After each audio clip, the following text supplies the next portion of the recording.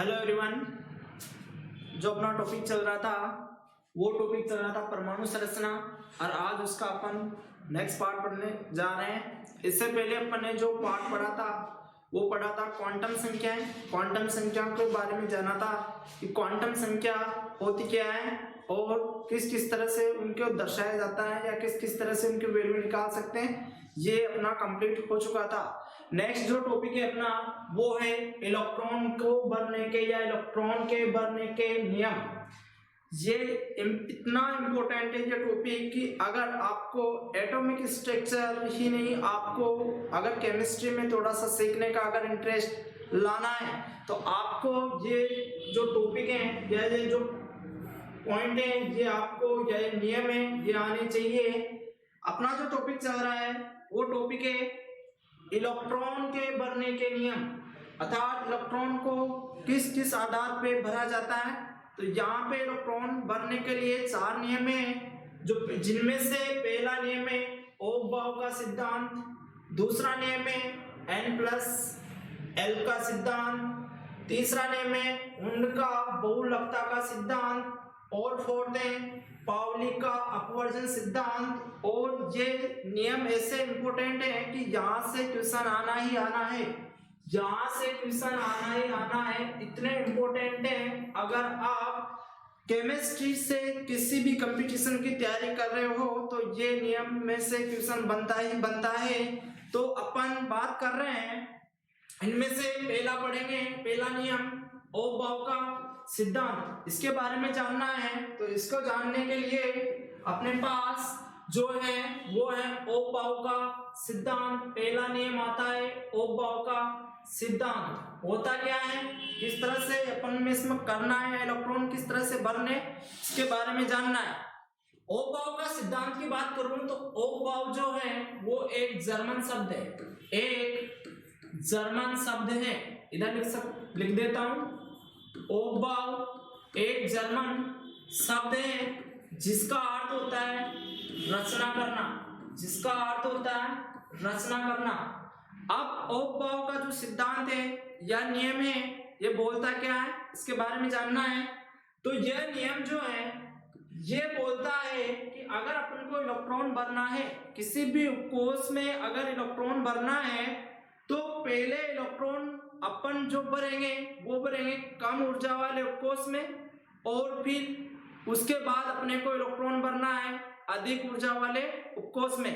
तो यही बोलता है कि सबसे पहले कम ऊर्जा वाले उपकोश में इलेक्ट्रॉन भरे जाते हैं, और जब इसमें अधिकतम इलेक्ट्रॉन भर जाते हैं तब उससे ज्यादा ऊर्जा वाले कोश में इलेक्ट्रॉन को भरा जाता है।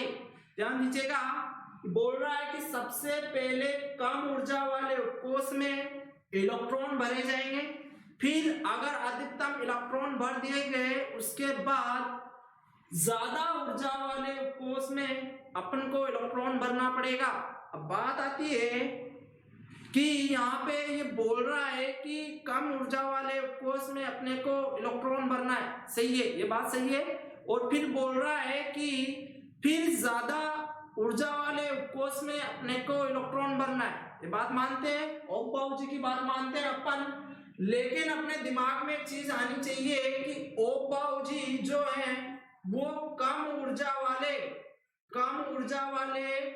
उपकोश में पहले क्यों इलेक्ट्रॉन भर रहे हैं, उपकोश में पहले क्यों इलेक्ट्रॉन भर रहे हैं, और फिर ज्यादा ऊर्जा वाले उपकोश में इलेक्ट्रॉन क्यों भर रहे हैं। ये बात अपने दिमाग में आनी चाहिए कि यहाँ पे वाले उपकोश में इलेक्ट्रॉन भर रहे हैं। तो अपने दिमाग में चीज आनी चाहिए कि कम ऊर्जा होने से क्या मतलब आ रहा है और ज्यादा ऊर्जा होने से मतलब क्या आ रहा है, ये बात जाननी है अपने को। तो ध्यान दीजिएगा कि जिस भी उपकोश की अगर ऊर्जा कम होती है तो वह ज्यादा स्थायी होता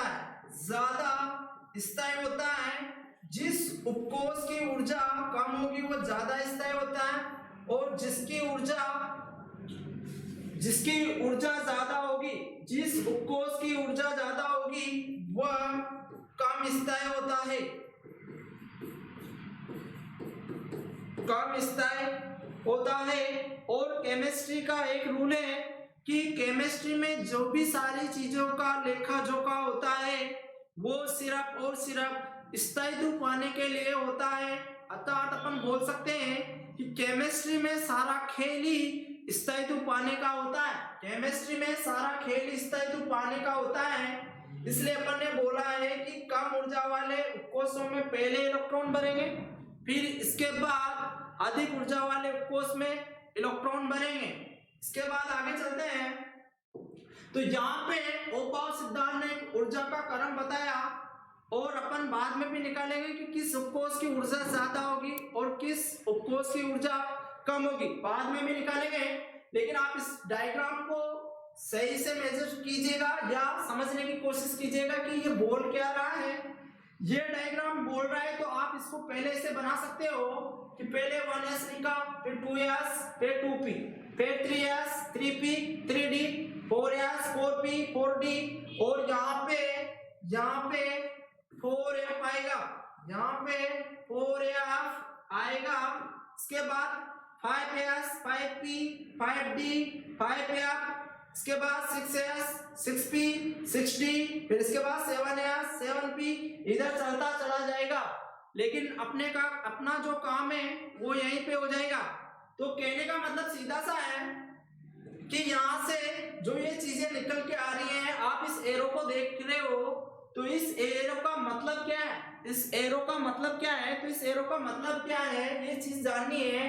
तो यहाँ से इस एरो का जो एरो आ रहा है वो इधर से आ रहा है 1s से। इसका मतलब है कि पहले इलेक्ट्रॉन 1s में भरे जाएंगे, पहले इलेक्ट्रॉन 1s में भरे जाएंगे, उसके बाद ऐसे होते हुए 2s में आएंगे, फिर उसके बाद ऐसे होते हुए 2p और 3s में आएंगे, फिर उसके बाद इधर ऐसे होते हुए 3p में आएंगे, फिर 4ps में, फिर इसके बाद 3d में आएंगे, फिर इसके बाद 4p और 5p में 5s में भरे जाएंगे। मतलब एक सर्पिलाकार गति हो रही है, ये गति सर्पिलाकार हो रही है, ऐसा मान के हमें चलना है।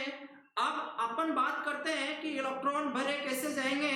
तो अपने को अगर हाइड्रोजन से लगा के, हाइड्रोजन से जिंक तक हाइड्रोजन से लगा के और जिंक तक अगर इलेक्ट्रॉन भरने हैं,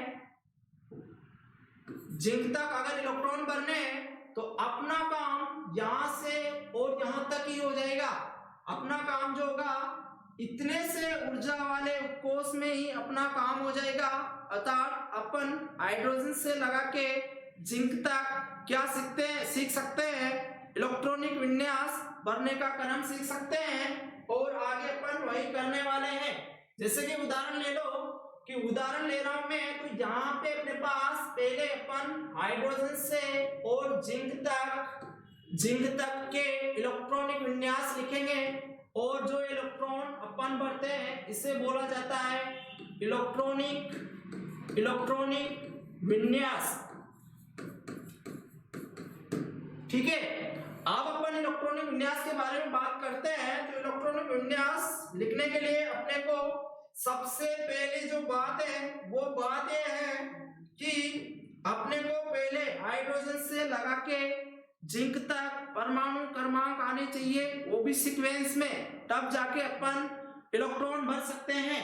तो मैं यहाँ पे सीक्वेंस में उदाहरण में पहला हाइड्रोजन लिख रहा हूं, दूसरा इधर ये परमाणु क्रमांक है, दूसरा हीलियम, तीसरा lithium, 4 beryllium, 5 boron, 6 carbon, 7 nitrogen, 8 oxygen और इधर 9 फ्लोरीन और इधर 10 नियोन। यहां तक के अपन इलेक्ट्रॉनिक विन्यास सीखते हैं कि कैसे इलेक्ट्रॉनिक विन्यास भरे जाते हैं। तो मैंने बताया था कि अगर आपको 1s, 2s, 2p, 3s, 3p, 3d और ये 4s, अगर आपको इतने से उपकोष के बारे में अगर जानकारी रही है तो आप हाइड्रोजन से लगा के जिंक तक इलेक्ट्रॉनिक विन्यास लिख सकते हो।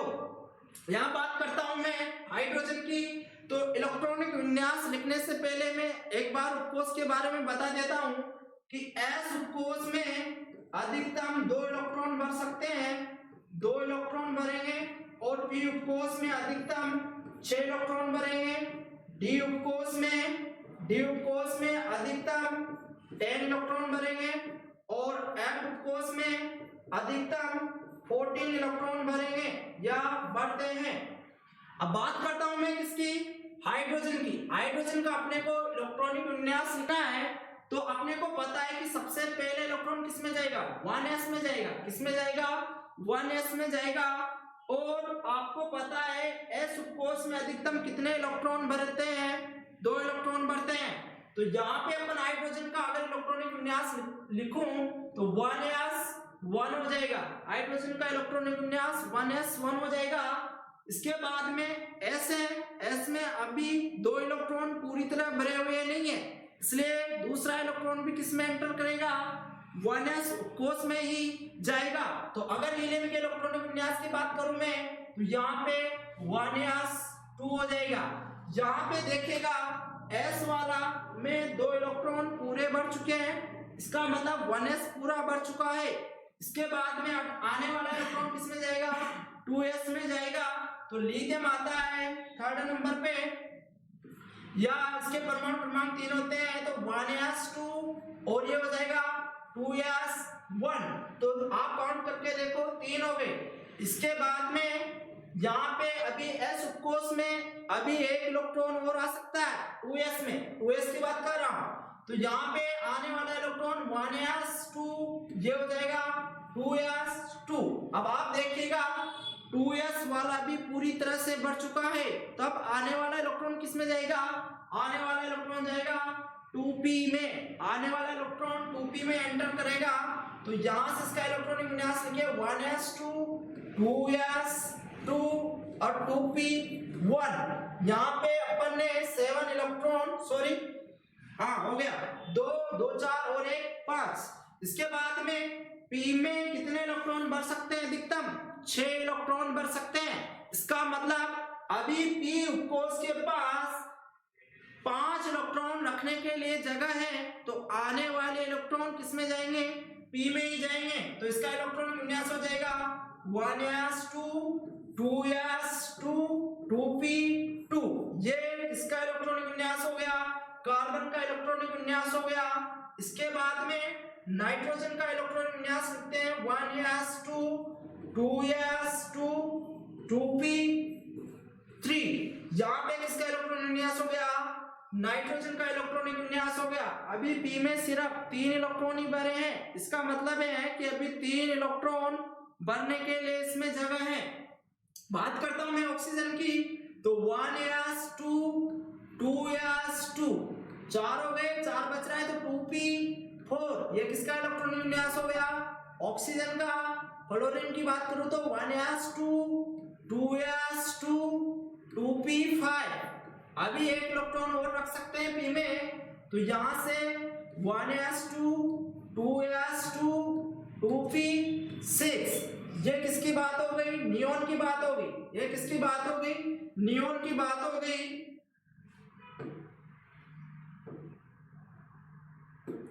नियोन की बात हो रही है। इसमें कितने इलेक्ट्रॉन भर गए, 2 2 4 और 6 कितने हो गए, 10। और परमाणु क्रमांक कितना है इसका, 10।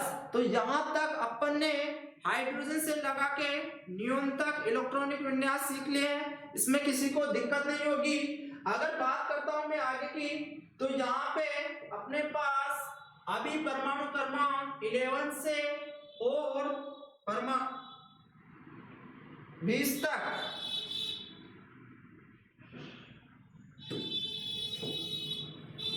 11 से लेके अभी 12 13 14 15 16 17 और ये 18 और इधर हो जाएगा 19 और इधर 20। तो यहाँ पे अपने पास बात कर रहे हैं 11 से लगा के 20 तक के इलेक्ट्रॉनिक विन्यास भरने का क्रम क्या होगा, तो 11th में आता है सोडियम, फिर मैग्नीशियम, फिर एल्यूमिनियम, फिर सिलिकॉन, फिर फास्फोरस, फिर सल्फर, फिर क्लोरीन, फिर ऑर्गन, फिर इधर पोटेशियम और इधर आता है कैल्शियम। तो वापिस वही फॉर्मूला अपनाइएगा, अपने को सिर्फ 7 वर्ड से मतलब है 1s 2s 2p 3s 3p 3d और ये यहाँ पे आ जाएगा 4s। आपको बस ये सीखना है, आपका इलेक्ट्रॉन विन्यास कंप्लीट हो जाएगा। तो पहले यहाँ तक इलेक्ट्रॉन भर चुके थे, इसके बाद में आने वाला इलेक्ट्रॉन किस में एंटर करेगा, 3s में इलेक्ट्रॉन जाएगा। इसके बाद 2p भरने के बाद आने वाला इलेक्ट्रॉन 3s उपकोष में एंटर करेगा या जाएगा। तो यहाँ अपन को इलेक्ट्रॉनिक विन्यास लिखना है 1s2 2s 2 2p 6 और 3s1।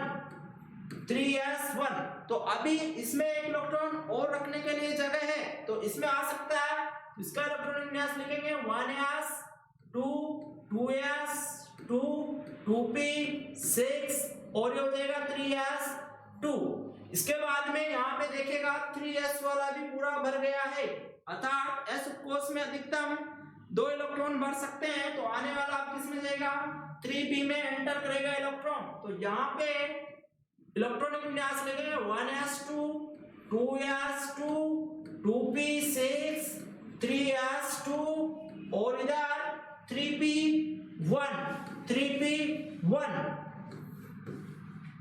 अब आप लोगों को देखने को पता लग रहा होगा कि अभी p में सिर्फ एक ही इलेक्ट्रॉन एंटर किया गया है, अर्थात अभी 5 इलेक्ट्रॉन रखने के लिए इसमें जगह है। तो आने वाले जैसे जैसे इलेक्ट्रॉन बढ़ते जाएंगे वैसे वैसे किसमें एंटर करेगा, वो p उपकोष में एंटर करेगा। तो जब सिलिकॉन की बात करता हूं मैं या सिलिकॉन की बात करता हूं तो इसमें इलेक्ट्रॉनिक विन्यास होता है 1s2 2s2 2p6 3s2 और इधर 3p2। इसमें अपन ने दूसरा इलेक्ट्रॉन एंटर कर दिया। तीसरे में चलो फास्फोरस की बात कर रहा हूं, तो इसका इलेक्ट्रॉनिक विन्यास परमाणु क्रमांक 15 होता है। तो 15 इलेक्ट्रॉन भरने 1s2 2s2 2p6 3s2 इधर हो जाएगा 3p3। अभी 3 इलेक्ट्रॉन भरे, तो आगे में चलो 1s2 2s2 2p6 3s2 इधर हो जाएगा 3p4। अभी 4 इलेक्ट्रॉन भरे, अभी आने वाला इलेक्ट्रॉनिक इसमें आएगा 1s2 2s2 2p6 3s2 और इधर हो जाएगा 3p5। अभी एक इलेक्ट्रॉन और रखने के लिए इसमें जगह है, क्योंकि 3p5 भी हुआ है और p उपकोष में अधिकतम 6 इलेक्ट्रॉन भर सकते हैं। तो आने वाले और इलेक्ट्रॉन जो होगा वो भी इसी में जाएगा 1s2 2s2 2p6 3s2 और ये 3p6। अब यहाँ पे जैसे ही 6 इलेक्ट्रॉन भरे तो ये वाला जो कोष था ये भी क्या हो गया, पूरा भर चुका है। अब आने वाला इलेक्ट्रॉन किसमें जाएगा, तो यहाँ पे थोड़ा सा ध्यान देने के लायक बात है कि आने वाला इलेक्ट्रॉन पहले 3d में नहीं जाएगा, 3d से पहले 4s में इलेक्ट्रॉन जाएगा। ध्यान दीजिएगा, पहले 3d में इलेक्ट्रॉन नहीं भेजना है, पहले किसमें इलेक्ट्रॉन भेजना है, 4s में। और 4s उपकोष भरने के बाद 3d में इलेक्ट्रॉन जाएगा। तो यहाँ पे बात कर रहा हूं मैं पोटेशियम की, तो इसका इलेक्ट्रॉनिक विन्यास अपन को इलेक्ट्रॉनों की संख्या 19 भरनी है। तो इसका इलेक्ट्रॉनिक विन्यास लिखना है, तो इधर 1s2 2s2 2p6 2p6 फिर 3s2 और फिर 3p6 और 4s1। यहाँ पे अपने जो 19वां इलेक्ट्रॉन जो भरा वो डी में नहीं भर के किसमें भरा, 4s में भरा। इसका भी कारण है कि क्यों भर रहे हैं, क्योंकि 4s की ऊर्जा कम होती है। आगे बताऊंगा कि 4s की ऊर्जा कम क्यों होती है। कैल्शियम की बात कर रहा हूं मैं, तो 1s2 2s2 2p6 3s2 3p6 और ये 4s2 ये भी पूरा कंप्लीट हो चुका है 4s उपकोष।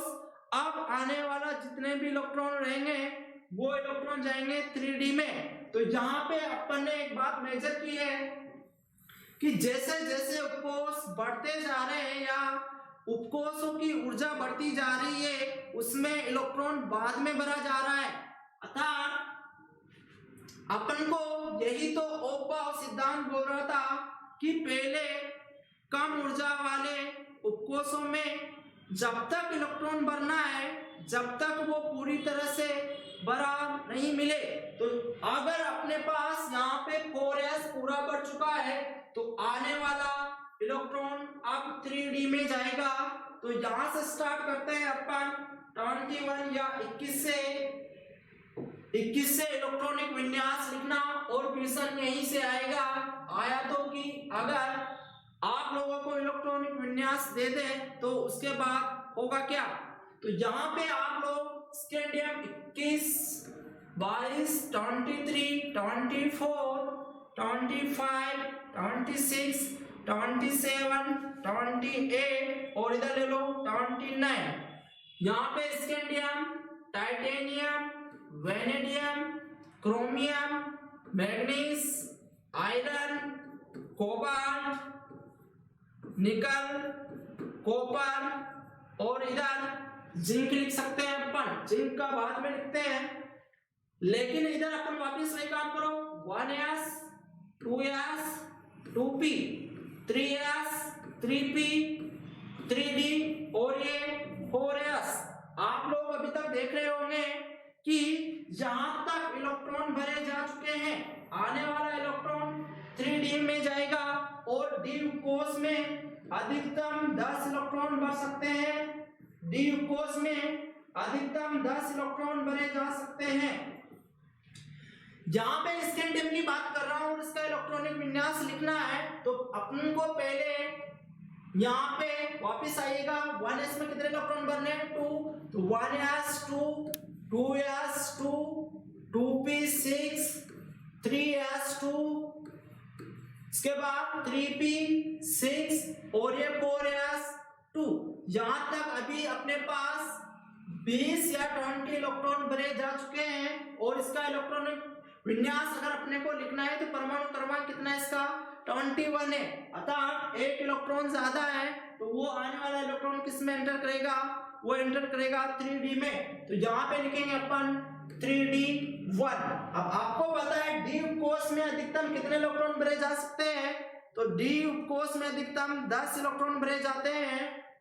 तो अभी इसमें डी में 9 इलेक्ट्रॉन रखने के लिए जगह है तो अपन आने वाले सारे इलेक्ट्रॉन को किसमें भर देंगे, डी में भर देंगे और अपना इलेक्ट्रॉनिक विन्यास प्राप्त कर लेंगे।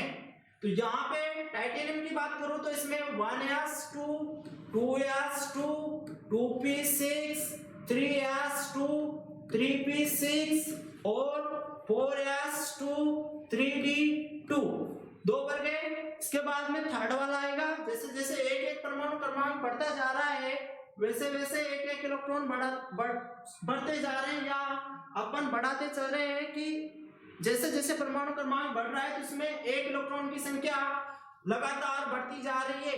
तो 1s2, 2s2, 2p6, 3s2, 3p6, 4s2 और 3d2।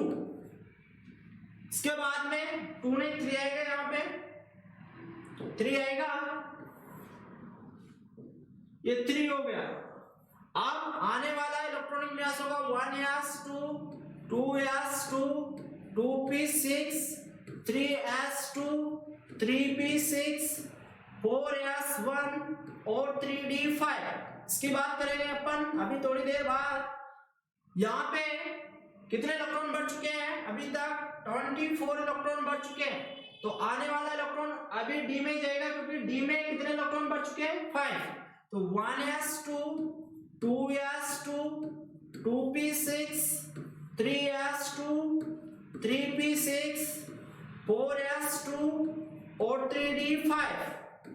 इसकी बात करेंगे अभी आने वाला इलेक्ट्रॉन। अब इसमें 5 कंप्लीट हो गए तो 6 वाला इलेक्ट्रॉन भी किस में जाएगा, डी में जाएगा। 1s2 2s2 2p6 3s2 3p6 4s2 और 3d6। अब इसमें कितने इलेक्ट्रॉन फिल हो गए, 6।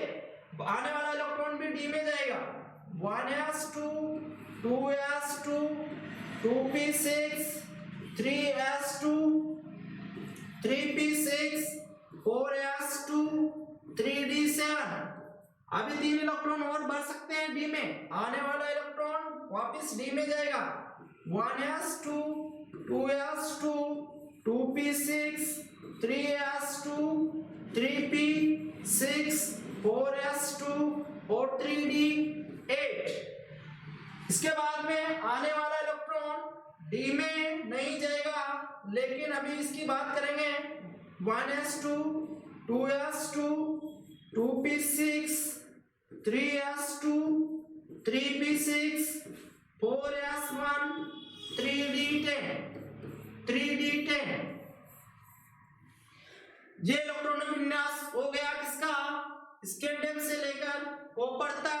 लेकिन अभी अपने पास जिंक का इलेक्ट्रॉनिक विन्यास बचा हुआ है, तो वापस अपन जिंक का इलेक्ट्रॉनिक विन्यास लिखते हैं। और लिखने के लिए वापस कुछ नहीं करना, 1s 2s 2p 3s 3p 3d और ये हो गया 4s। तो वापस चले इधर 1s2 2s2 2p6 3s2 3p 6 और 4s2 और 3d10। ये किसका इलेक्ट्रॉनिक विन्यास हो गया, परमाणु क्रमांक 30 अर्थात जिंक का इलेक्ट्रॉनिक विन्यास कंप्लीट हो चुका है। और अपने को यहाँ तक हाइड्रोजन से लगाकर जिंक तक के इलेक्ट्रॉनिक विन्यास लिख दिए हैं। और आप लोगों को समझ में भी आ गया होगा कि किस तरह से इलेक्ट्रॉनिक विन्यास अपने को लिखना है।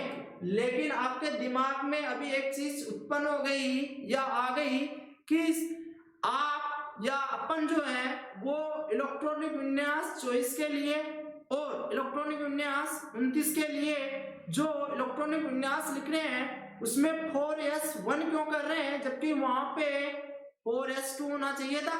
तो वापिस बात करते हैं इसकी बात करते हैं यहाँ पे क्रोमियम की। क्रोमियम इसका 24 होता है। तो इधर अपन ने इलेक्ट्रॉनिक विन्यास लिखा था 1s2 2s2 2p6 3s2 3p6 और 4s1 और इधर 3d5। ये इलेक्ट्रॉनिक विन्यास लिखा था अपन ने किसके लिए, क्रोमियम के लिए। तो ऐसा बताया जाता है कि क्रोमियम और कॉपर अपवाद है। ऐसा बताया जाता है कि क्रोमियम और कॉपर अपवाद है या एक्सेप्शन है।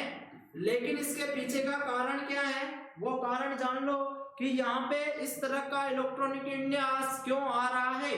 तो जैसे मान लीजिएगा अपन लास्ट वाली बात कर रहे हैं, क्योंकि यहाँ तक तो सारा का सारा जो इलेक्ट्रॉन है बिल्कुल चेंज नहीं है। सिर्फ चेंज किसमें है, 4s1 में और 3d5 में। तो जैसे मैं इनके उपकोष बनाता हूँ, इधर मेरे मान लीजिएगा 4s उपकोष है और इधर मेरे पास यहाँ पे 3d उपकोष है। 3d उपकोष है, इसको मैंने 3d मान रखा है। इसमें एक इलेक्ट्रॉन है, इसमें एक इलेक्ट्रॉन है और यहाँ पे 3d5 है अर्थात इसमें 5 इलेक्ट्रॉन है। तो पहले एक एक इलेक्ट्रॉन भरा जाता है, एक एक इलेक्ट्रॉन भरा जाता है। तो यहाँ पे आप लोगों को दिख रहा होगा कि ये पूरा का पूरा जितने भी डब्बे हैं या कक्षक हैं उनमें एक एक इलेक्ट्रॉन पूरी तरह से बढ़ चुके हैं और इसमें भी एक इलेक्ट्रॉन बढ़ चुका है। तो इसका उदाहरण या इसका कारण जानने के लिए आप लिख सकते हो कि अगर अर्धपूरित व पूर्णपूरित अगर कक्षक है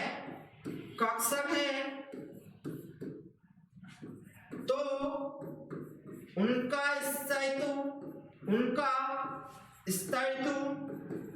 स्थायित्व ज्यादा होता है।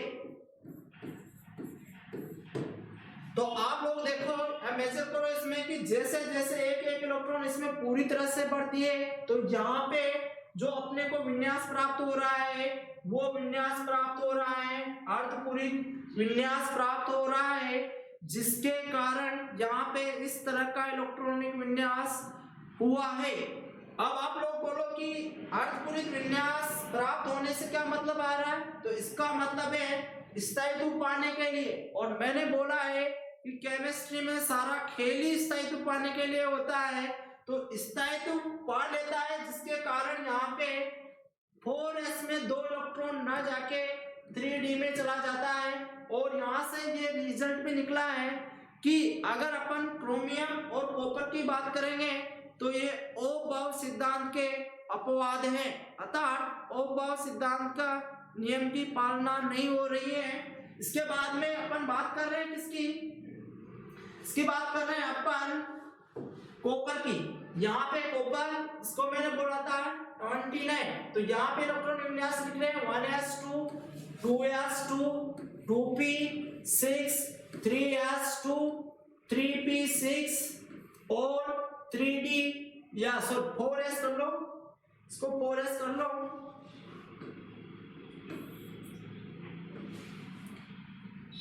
3p6 4s2 1 आना चाहिए और इधर 3d 10। ये इलेक्ट्रॉनिक विन्यास आया तो कैसे आया, इनके काउंट कर लीजिएगा, 29 है या नहीं है, 10 हो गए, 10 और 18 हो गए। इसके बाद में यहाँ पे आप लोग इस लास्ट वाले को देखिएगा कि लास्ट को देख के क्या मतलब आ रहा है। तो वापस मैं कक्षक बना रहा हूँ, तो अपने पास एक कक्षक है 4s और इधर मेरे पास जो कक्षक है वो है 3d कक्षक है। अब आप लोग मेजर करो इसमें कि इसमें कितने इलेक्ट्रॉन है, सिर्फ इसमें एक इलेक्ट्रॉन है, यहाँ पे एक इलेक्ट्रॉन भर दिया। इसमें कितने इलेक्ट्रॉन है, इसमें 10 इलेक्ट्रॉन है, अर्थात अपने को 5 कक्षकों में 10 इलेक्ट्रॉन भरने हैं। तो इलेक्ट्रॉन भरने का क्रम रहेगा 1 2 3 4 5 6 7 8 9 10। अगर जैसे मैंने इसमें इलेक्ट्रॉन 10 फील किए तो आप लोगों को एक चीज महसूस हो रही होगी कि यहाँ पे जैसे इस तरह का इलेक्ट्रॉनिक विन्यास हुआ, इस विन्यास को बोलते हैं अपन पूर्ण पूरी विन्यास, या इसको फुलफिल्ड बोलते हैं विन्यास। अगर मैंने इससे पहले बताया है कि अगर अर्धपूरित विन्यास और पूर्ण पूरित विन्यास अगर प्राप्त हो रहा है तो वो स्टेबल हो जाता है या स्थायी हो जाता है, जिसके कारण यहाँ पे इलेक्ट्रॉनिक विन्यास में एक्सेप्शन है या अपवाद है, इस तरह से। तो ये इंपॉर्टेंट है दोनों के इलेक्ट्रॉनिक विन्यास कि कॉपर और क्रोमियम का इलेक्ट्रॉनिक विन्यास किस तरह से चेंज होता है, इनके इलेक्ट्रॉनिक विन्यास चेंज होगा। और वो चेंज किसके कारण हो रहा है, वो हो रहा है स्टेबिलिटी के कारण या स्थायित्व के कारण। स्थायित्व के कारण वो क्या हो रहा है, चेंज हो रहा है। तो यहाँ पे अपन ने हाइड्रोजन से लगा के जिंक तक इलेक्ट्रॉनिक विन्यास लिख दिए हैं। और आप लोग यहाँ पे कॉपर, क्रोमियम और कॉपर दोनों के इलेक्ट्रॉनिक विन्यास को 2 बार लिखे देखो कि कहीं पे गलती नहीं होनी चाहिए, क्योंकि एग्जाम में इस तरह के ही क्वेश्चन आते हैं जिनमें कुछ लॉजिक होता है। अगर केमिस्ट्री में कोई भी क्वेश्चन आता है तो बिना लॉजिक वाला क्वेश्चन आपको देखने को नहीं मिलेगा, उसमें कुछ ना कुछ लॉजिक होता है। यहाँ पे अपना पूरा का पूरा जो है नियम वो अभी कंप्लीट तो हो गया है, लेकिन अभी कुछ बातें हैं, वो बातें बताते हैं बेसिक। कि मान लीजिएगा मेरे पास यहाँ पे आयरन है, यहाँ पे मेरे आयरन है और आयरन का परमाणु क्रमांक अपने पास 6, आयरन का 26, यहाँ पे 26 आयरन का परमाणु क्रमांक है। आधार बोल सकते हैं 1s2 2s2 2p6, इधर 3s2 3p6 और इधर 3d, इधर 3d 20 हो जाएगा, इधर 4s2। इनके देख लो 4 10 और 10 10 हो गए, तो 26 आने वाला इलेक्ट्रॉन किसमें एंटर करेगा, D6 हो जाएगा। अब आप लोग यहाँ पे एक मेजर कर रहे होंगे, यहाँ पे आप लोग एक मेजर कि यहाँ पे इनकी जो प्रिंसिपल क्वांटम संख्या है वो सेम है, इनकी प्रिंसिपल क्वांटम संख्या सेम है, इसकी प्रिंसिपल क्वांटम संख्या सेम है और ये सबसे बाहर का है, तो इसको बोला जाता है बाह्यतम कक्ष के इलेक्ट्रॉन, या इसको n की वैल्यू दी जाती है, इसके अंदर वाले को n-1 बोला जाता है और इसके अंदर वाले को n-2 बोला जाता है।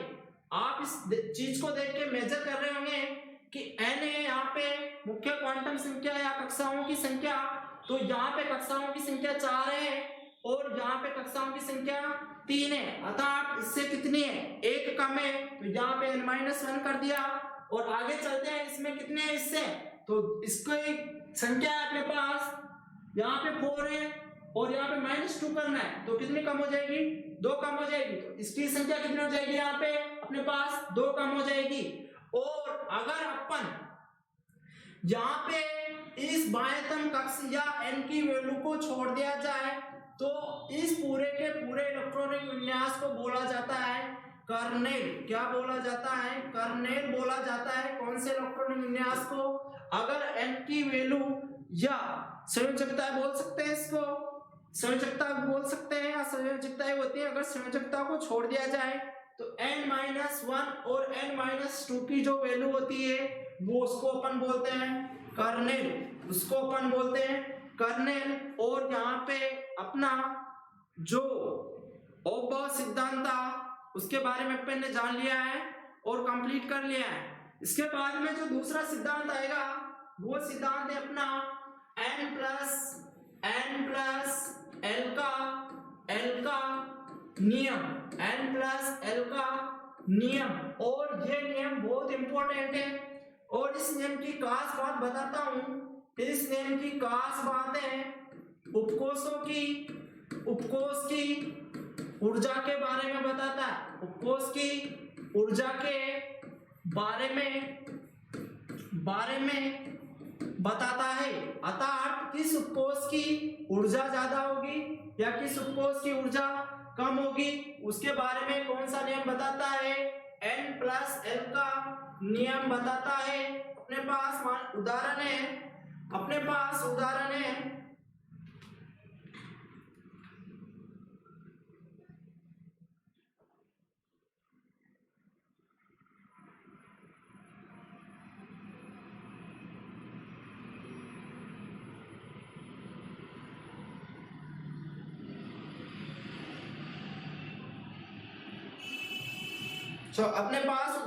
यहाँ पे मान लीजिएगा उपकोष है अपने पास, उपकोष में पहले उपकोष लिख देता हूँ, फिर उसके बाद में इधर n और इधर L की वैल्यू और इधर n प्लस L की वैल्यू लिखना है अपने को।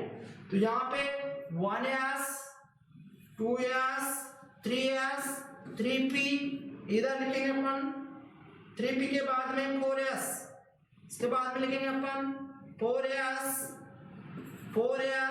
और 3d 4p और इसके बाद में 5s। इसके लिए बोला जाए कि इनमें से अपने पास ऊर्जा किसकी ज्यादा होगी और किसकी कम होगी, ये अपन को जानना है। तो आप लोगों को पता है कि n प्लस L नियम की बात हो रही है, तो इससे पहले वाले जो क्वांटम संख्या पढ़ी थी वहां से पता लगा था कि n मुख्य क्वांटम संख्या को बताता है, अतः इनके जो आगे की संख्या होती है वो होती है n, और L जो है अपने पास वो किसकी वैल्यू को बताता है, S जो है L वो द्विगंशी क्वांटम संख्याओं की वैल्यू को बताता है, अतः ये जो इसके बाद वाले जो कोस की वैल्यू बता रहा है ये L को बताता है। और n की वैल्यू 1 हो सकती है, 2 हो सकती है, 3 हो सकती है, 4 हो सकती है, तो L की वैल्यू 0 1 2 3 S के लिए होगी है, P के लिए होगी है, D के लिए होगी है और ये F के लिए होगी। तो अपने को कुछ नहीं देखना है, जिसकी वैल्यू जोड़ने पर ज्यादा आएगी उसकी ऊर्जा को अपन को ज्यादा मानना है, और जिसकी ऊर्जा या जिसके लिए n प्लस की वैल्यू कम आएगी उसकी ऊर्जा को अपन को कम मानना है। यहाँ पे n की वैल्यू की बात करें तो आगे वाली संख्या n की वैल्यू को बताती है, जबकि इसके बाद वाली जो s है या फिर p है या फिर d है ये द्विगंशी क्वांटम संख्या को बताता है। तो इसके लिए n की वैल्यू होती है 1 और s के लिए l की वैल्यू कितनी होती है 0, तो इसके लिए 0 हो जाएगी, तो इसको ऐड करेंगे 1 प्लस 0, तो टोटल कितना हो गया 1 हो गया। इसके बाद में यहाँ पे n की वैल्यू कितनी है 2 और s के लिए l की वैल्यू होती है 0, तो यहाँ पे इसको अपन ऐड करते हैं 2 प्लस 0 तो बराबर 2 आ गया। अब ध्यान से देखिएगा, मैंने पहले इलेक्ट्रॉन भरा था 1s में, इसके बाद इलेक्ट्रॉन भरा था 2s में, तो यहां से पता लगा अपने को कि जब मैं 1s में इलेक्ट्रॉन भर रहा हूं तो n प्लस l का मान कितना आ रहा है सिर्फ 1 आ रहा है, जबकि अपन 2s में इलेक्ट्रॉन भर रहे हैं तो n प्लस l का मान कितना है 2 है। इसका मतलब है कि जिसके लिए n प्लस l का मान कम है उसकी ऊर्जा क्या होगी कम होगी, उसमें पहले इलेक्ट्रॉन भरे जाएंगे, और जिसके लिए n प्लस l का मान ज्यादा होगा उसके लिए ऊर्जा का मान उतना ही ज्यादा होगा और उसमें इलेक्ट्रॉन बाद में भरे जाएंगे। यहाँ पे बात करता हूं मैं 3s की, तो यहाँ पे 3s के लिए l की वैल्यू कितनी होती है 0 होती है, तो यहाँ पे रख दिया 0 और इसकी अगर वैल्यू निकाल दें 3 प्लस 1 बराबर 3, तो इसकी वैल्यू और भी ज्यादा आ रही है, 3s की वैल्यू 2s से ज्यादा आ रही है, इसके लिए 3 और p के लिए l की वैल्यू कितनी होती है 1, तो यहाँ पे 3 प्लस 1 करेंगे तो कितनी होगी 4 होगी, और इधर 4 है और इसके लिए 0 हो जाएगी, तो 4 प्लस 0 बराबर 4 हो गया, और यहाँ पे 3 है तो 3 और d के लिए l की वैल्यू कितनी होती है d के लिए l की वैल्यू होती है 2, तो यहाँ पे आप 2 लिखिएगा, यहाँ पे 2 और जैसे स्प्रेड करते हैं 3 प्लस 2 टोटल कितना हो गया 5, और इसके लिए p के लिए 4 प्लस इसकी वैल्यू कितनी होगी p के लिए 1, तो यहाँ पे 3 प्लस या 4 प्लस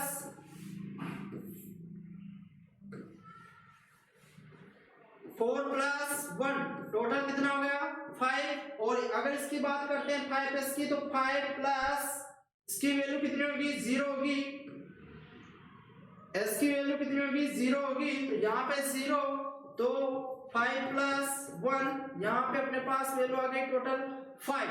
अब आप लोग एक बात मेजर कर रहे होंगे कि अगर अपन जैसे जैसे इनमें तो आसानी से निकाल लिया, इसके लिए m की वैल्यू 1 है, इसके लिए l की वैल्यू 0 है, तो वैल्यू आ गई अपने पास 1। अगर इसकी बात कर रहा हूं मैं 2s की, तो इसके लिए l की वैल्यू 2 होगी, इसके लिए l की वैल्यू 0 होगी, तो इसकी जोड़ने के बाद इसकी वैल्यू होगी 2, तो यहाँ एक से ज्यादा बड़ा है 2, तो इसकी ऊर्जा क्या हो जाएगी ज्यादा हो जाएगी। लेकिन आप यहाँ पे इस चीज को देखेगा, यहाँ पे 5 वैल्यू आ रही है, यहाँ पे टोटल 5, इसका भी 5 आ रही है, इसकी भी 5 आ रही है, किसकी वैल्यू आ रही है n प्लस l की वैल्यू आ रही है, किसकी वैल्यू आ रही है n प्लस l की वैल्यू आ रही है। अब यहाँ पे बड़ी दिक्कत हो गई कि कैसे बताएंगे कि किसकी ऊर्जा ज्यादा होती है और किसकी ऊर्जा कम होती है, क्योंकि n प्लस वैल्यू जो है वो सेम आ रही है। तो इसके लिए अपने को करना क्या है, इसके लिए अपने को करना है कि जिसके लिए उपकोष या मुख्य क्वांटम संख्या या फिर कोष की वैल्यू जिसके लिए ज्यादा होती है, कोष का मान जिसका ज्यादा होगा जिसका, उसकी ऊर्जा उतनी ही क्या होगी ज्यादा होगी। तो यहाँ पे कोष की वैल्यू या मुख्य क्वांटम संख्या की वैल्यू या n की वैल्यू अपने पास 3 है, जबकि यहाँ पे कितनी है 4, तो इसकी ऊर्जा क्या हो जाएगी 3p से ज्यादा हो जाएगी।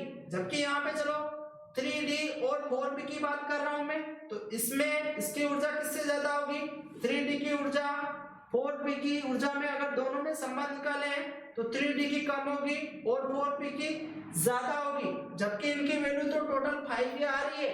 मैंने बोला है कि अगर n प्लस l का मान समान आ रहा है, इसका मतलब है अपने को देखना क्या है, मुख्य क्वांटम संख्या या प्रिंसिपल क्वांटम संख्या देखना है, या कोष की संख्या भी बोल सकते हो, और वो होती है इनके आगे जो लिखी हुई संख्या है वो। तो यहाँ पे इसकी ऊर्जा इससे ज्यादा होगी, किसकी 4p की ऊर्जा ज्यादा होगी, और यहाँ पे 4p P की ऊर्जा और इधर 5s की ऊर्जा की बात करें तो फिर 5s की ऊर्जा ज्यादा होगी। एक बात यहां से नोट कर लीजिएगा कि जिसके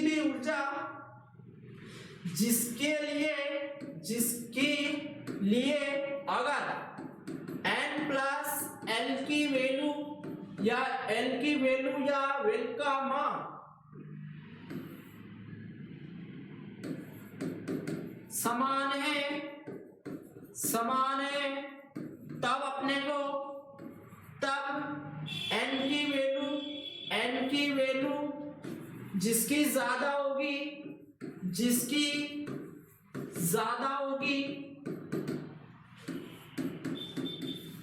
उसकी ऊर्जा उतनी